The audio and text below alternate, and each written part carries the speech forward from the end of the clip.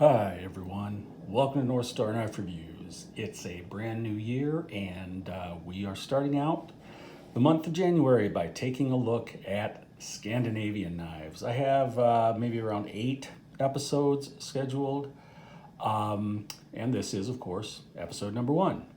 And I went back and forth about this. You'll never guess what this episode is about.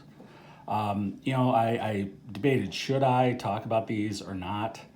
And then finally decided, I really need to, because this is, for a lot of people, this is the Scandinavian knife, right? This is the knife that everybody knows, or at least some type of Mora knife.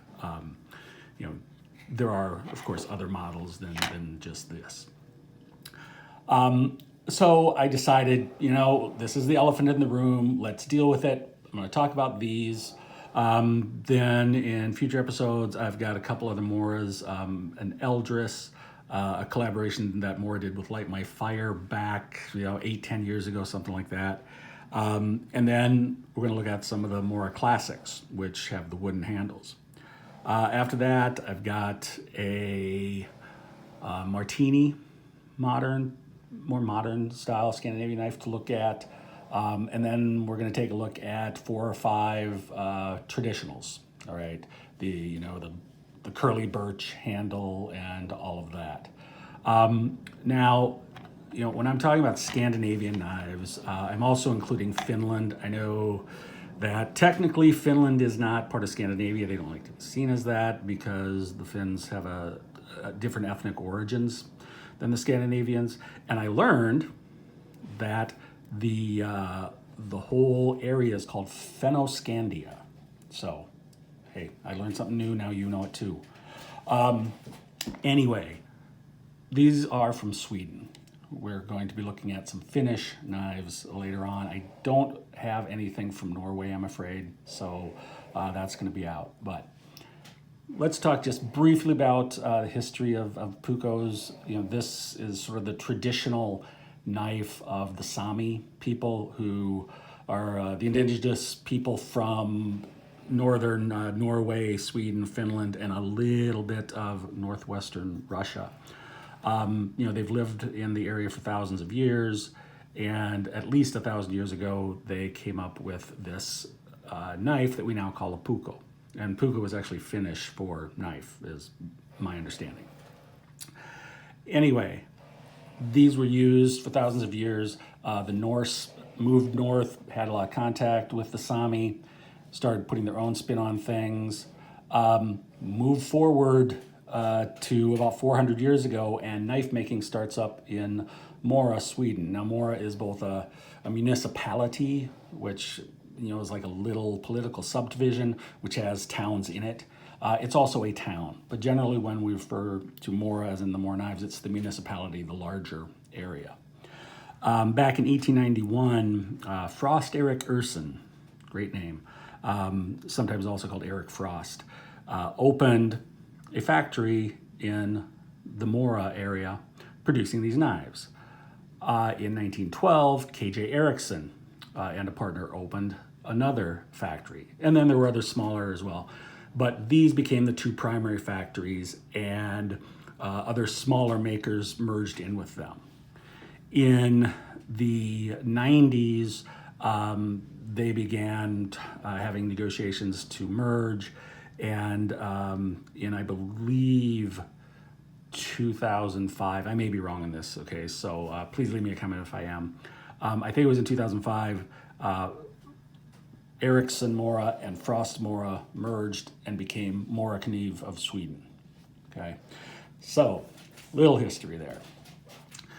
These are, and I'm not going to talk very much about these because everybody is pretty familiar with them, I think, but we'll take a look. I actually have 2 different kinds of knives here. They're all in the Craftsman series, but let me see this one. All right, these 3 are 511s. This one is a 546. The only difference is that the 511s have a carbon steel blade. The 546 has a stainless steel blade. Other than that, See, this is one that I actually use for little wood carving, carving spoons, things like that to get, the first basic lot of wood off. 546, this is the one in stainless again. You can see here it says Mora, made in Sweden, and then stainless. And they've got these plastic handles. They are very basic, but I gotta say these are probably the best deal in the knife world. I mean, you can buy these for $8 to $10, and you get a lot for that money. I mean, as you can tell, I like them. Okay, the stainless is a 12C27 Sandvik steel. The originals were all in, well, the originals had wooden handles, but they were all in carbon. And then I believe in the 90s, they started offering the stainless option. As I said, these are all carbon. You can see that it's the 1095 carbon steel. So, other than the steel, these are really very similar knives. Now, I've not used this one. It's just a spare that I have around. This one has been used some for some wood carving. These carbon blades, you can force a patina on them if you wish. I did that to this, just a hot vinegar patina. Doesn't take very long. And I sort of like this blackout quality it's got to it now. Okay. So you can do that. The patina will help protect it, or you can just let it patina naturally.